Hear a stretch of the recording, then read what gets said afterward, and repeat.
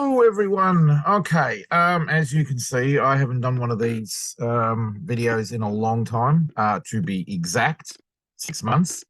It's the only problem with being on the internet or YouTube or anything like that. It can keep track of exactly how long you haven't done something. So what am I doing with this one? Well, I dragged out a couple of old photos I took a long time ago, and I thought I would give a little bit of a walk around with them. Now, we're going to be talking about Victoria, so on the bottom half of Australia, not right down the bottom with Tasmania, but on the bottom half of Australia. So, what are we going to base, or where am I going to take everybody? It's a good question. Hang on.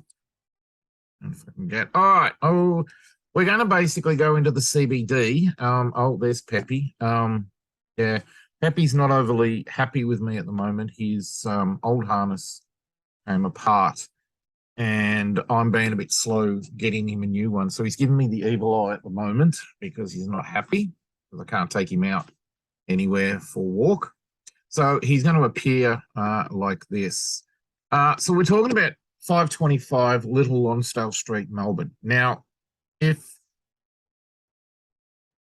basically when I go into the city, I don't go to the main road. So I don't go Collins Street or Flinders Street or Swanson or Elizabeth or Burke or any of them. I go the laneways. Now, if you've ever been into Melbourne and you've gone up the laneways, there are some, it's like walking into kind of a mystical place. And I know I'm being a bit cliche here, and I understand that, but it is like walking in, because you just don't know what you're going to find up one of these little laneways. I love walking up there, seeing the people, seeing the cafes, seeing the shops that are there.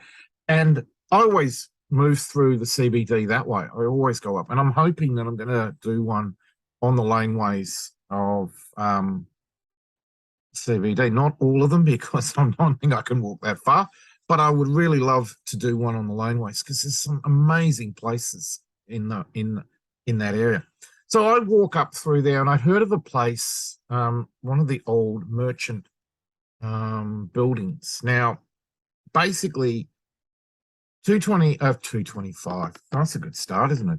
525 Lonsdale, Little Lonsdale, is an old merchant's building. It's near the wharf area, or what used to be the old wharf area, where all the products would come in and go out through Melbourne. So everything that would come into Melbourne to build Melbourne, everything that would go out that we were selling would go out through here. So you would have this run of, so we're just gonna, oh, he's off. He's off looking for something else. I don't know what. So basically, I came across 525 Little Lonsdale Street, this building. Now, at the moment, this is a pretty old photo, but the new building, I believe it's a Korean restaurant. Never tried it. Next time I'm in there, I might actually drop in and have a go at it. But if you actually look from the outside, like straight from the street to it, it just looks like a building. Okay, it's an oldish style. If you're into buildings and architecture, it is a bit of an oldish style. It's kind of, you're kind of borderlining on the Queen Anne kind of style a little bit. But the fascinating part is down the back, is actually down the laneway. If you actually get to walk down the, oh, yeah, okay. This is the same building in the 70s. Now, realistically, it hasn't changed that much. It is under the Victorian Heritage register. So you've, luckily we have got this, and we will have this for a long time. Most people are going, yeah, but it's a building and it doesn't look that magnificent. Yeah, but as you walk down, you notice the older kind of bricks and the older areas, the older way they used to make it. This building actually is a merchant's building from the 1850s. Now, it doesn't look it, but it is from the 1850s. The further you go down, you'll actually start to see the bluestone. Now, if I'm correct, the modern parts, like the brickwork, were done in the early 1900s, so 1901 or something. But the back end of it is the original, the absolute original building. So from the 1850s, the old bluestone. And if you actually look at it, and anyone who knows a little bit about Melbourne's architecture and the kind of historical buildings, you'll be able to tell that this is an old style building. If you actually get in a little bit further, you can actually see the way they built it. Big blocks and all this. Now, you have to understand, these buildings weren't, you didn't order all of the material and it all came down and it was pre-cut. It didn't work like that. These would have been salvaged off of other building sites from the main streets, because all of the merchant buildings would have been in the smaller laneways or the little streets. So you've got Little Lonsdale, Little Burke, Little Collins. All of these kind of merchants buildings would have been in there, not in the main Lonsdale and Burke and all. That's where the big banks and the big bigger companies were. All the merchant ones would have been here. So they would have basically got the remnants from the other buildings to build these. As you can see, in between, there's all different size blocks. You basically got whatever you could and built these buildings up. And it was amazing, to be truthfully honest. I mean, the work that would have gone into these would have been incredible. And it would have, you got to remember, all this was done manually. There wasn't any lifting equipment or anything like that. Everything had to be picked up, hauled, and basically put on top of it. Massive job, massive, massive, massive job. And I'm just trying to emphasize how massive. Again, one of the doors that you would have had merchant or products coming in or coming out, this place would have been a hive of activity. I'll learn how to speak one day. So you would have had people running, screaming and yelling, doing deals. You would have had carts, horse-drawn carts coming in from everywhere, people selling wares, people picking up the bits and pieces that you didn't get into your like the offcuts and all the bits that dropped off of. People would have picked them up and resold them somewhere else as a small kind of way to keep money. It would have been unbelievable. And I would assume, and I'm kind of assuming here a little bit, but I would have assumed that the smell would have been, something to have never forgotten about, to be truthfully honest. Again, another arch where you would have actually gone in to probably drawn in your cart or something like that. An ability up the top here that you could probably, where you would have had a sign of what it was. Or I don't think it's structurally strong enough to have been like a pulley system. I think you're looking at something that would have been a sign or a bell maybe, or something like that. I don't think it's structurally strong enough to have hauled something up. I just physically don't. It might have been a lightweight pulley to have moved maybe bags, sacks of rice or grain or something like that. It's possible with that. So at the back, oh, there he is. I found where he went. Hey, don't forget to tell them about the little story about the lady you met. Oh yeah, look.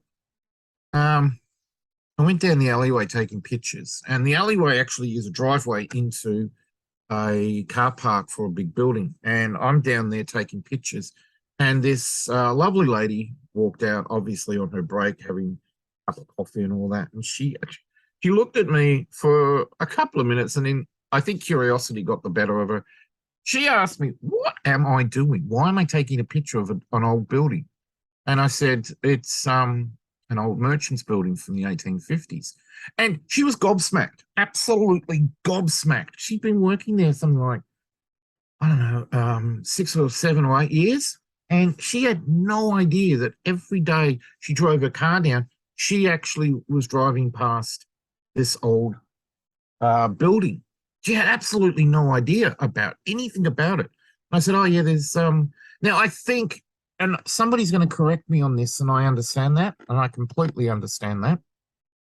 I think of these kind of old merchant buildings, there's about six or seven of them still left standing, scattered around Melbourne's CBD. So the history that's in this building, that's in these bricks and in these stones, is to me amazing. I mean, to me, a building like this isn't just bricks and mortar. It's got stories. It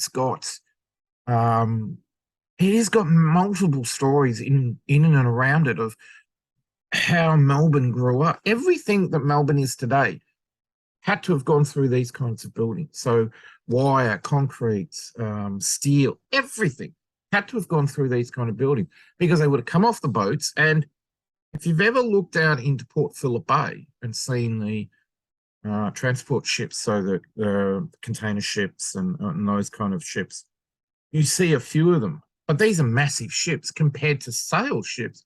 We would have had triple the amount of ships. It would have been, Port Phillip Bay would have been absolutely chaotic.